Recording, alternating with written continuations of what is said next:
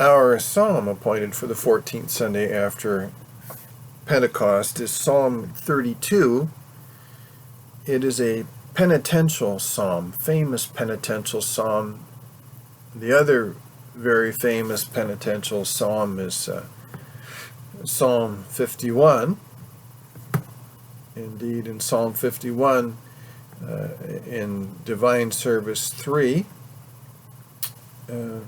we sing, "Create in me a clean heart, O God, and renew a right spirit from me."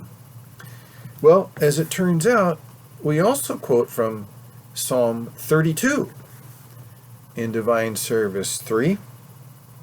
You will recognize that as you hear that.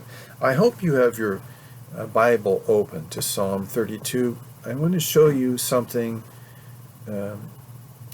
that happens in Psalms that will help you in your reading of Psalms. Sometimes reading Psalms can be a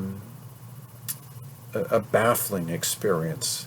You don't really know who's speaking or why they're speaking or what it is that they're saying.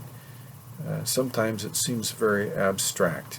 Well, I want to give you a little bit of a tool with that here. This is a psalm of David, and we begin, "Blessed is the one whose transgression is forgiven, whose sin is covered." Now, I want you to notice that we're already dealing there with what's called a passive voice. In other words, we're not saying expressly who was doing the forgiving or who was doing the covering. And in theology, we call this a divine passive. It's the Lord who's doing it. The Lord is the one who forgives transgressions, and he is the one who covers sin. Verse 2, "Blessed is the man against whom the Lord counts no iniquity, and in whose spirit there is no deceit." You see, the records are clear. The accounts have been cleared. If the Lord is not counting iniquity, and if sin has been forgiven and sin has been covered, that means we got it out on the table and we dealt with it. We put it all out there. And so there is no guile, there is no deceit. Now David is going to talk autobiographically in verse 3, and it's really very possible that he's talking about the same incident that Psalm 51 is about, and that is the time, but in Psalm 32 he's not clear about that. In Psalm 51 he is, and that is the time following the adultery with Bathsheba, which was probably several months, maybe even a couple of years. You know, when you're reading the scriptures and you're reading narratives, it's easy to think that this just happens sequentially over a matter of hours or a day or two. No, this incident with David and Bathsheba took a while to unfold. David kept up deceit for a long period here. Verse 3, "When I kept silent," right? In other words, when I didn't get it out there on the table to have it be forgiven, "when I kept silent, my bones wasted away through my groaning all day long. For day and night your hand was heavy upon me. My strength was dried up as by the heat of summer." Selah. Right? So this brought him to a crisis point. And now we get the response in verse 5. "I acknowledged my sins to you, my sin to you, and I did not cover my iniquity." And now we get the words that we use in Divine Service 3. I said, I will confess my transgressions to the Lord, and you forgave the iniquity of my sin. Selah. Verse 6, therefore let everyone who is godly offer prayer to you in a time when you may be found. Surely in the rush of great waters they shall not reach him. You are a hiding place for me. You preserve me from trouble. You surround me with shouts of deliverance. Selah. You'll notice here, David's talking about experiencing trouble, but the trouble is not caused by enemies. The trouble is, potentially the rush of great waters, some kind of flood, something overwhelming him. Well, we know from the context what's overwhelming him. What's overwhelming him is hidden sin, compounded sin. And that has become for him a destructive flood. But remember, it is God who does the forgiving. Right up front, it is God who covers the sin. It is God who clears the accounts.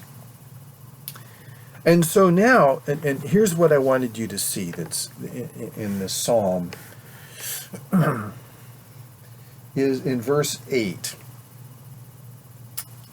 It says, I will instruct you and teach you in the way you should go. I will counsel you with my eye upon you.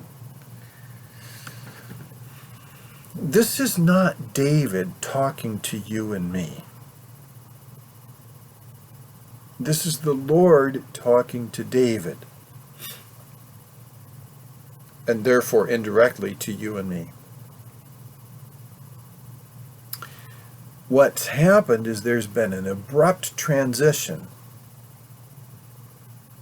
Verses 1 through 7 were from the voice of David himself. Verse 8 is from the Lord himself, but it's not announced that that's who is doing the speaking. This kind of thing happens in the Psalms a fair bit. And you need to be alert to it, because if you aren't, you don't really get what's going on. I will instruct you and teach you in the way you should go. I will counsel you with my eye upon you. Right? This is body language. This is that kind of subtlety. And so we're talking here now about a relationship where the person being counseled is very alert to the one doing the counseling, the Lord himself. And the Lord will make subtle movements. Now, you don't see God in his eye directly, but he is alive and well and active in our world and in your life. And as you have your sin forgiven and you're cleared of that, and so now I'm walking in newness of life. I'm walking with an alertness to his action in my world and how he wants me to respond. You see, he's guiding me with his eye. He's instructing me with his eye on me. Verse 9, the Lord speaks again. Do not be not like a horse or a mule without understanding, which must be curbed with bit and bridle, or it will not stay near you. You are made of better stuff. You can be guided by the eye of the Lord himself. You can have his counsel and have his eye upon you. We return now in verse 10 to the voice of David, and he gives this summation. Many are the sorrows of the wicked. Oh, what are the sorrows? They're the sorrows of holding on to your own sins. and just letting them compound until your bones waste away. Many are the sorrows of the wicked, but steadfast love surrounds the one who trusts in the Lord.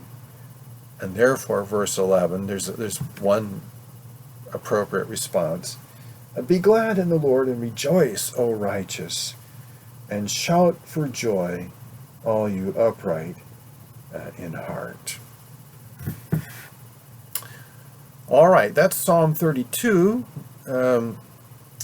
We will turn now to our epistle reading from Romans chapter 13. Again, please have your Bible open so that you can look at specific passages.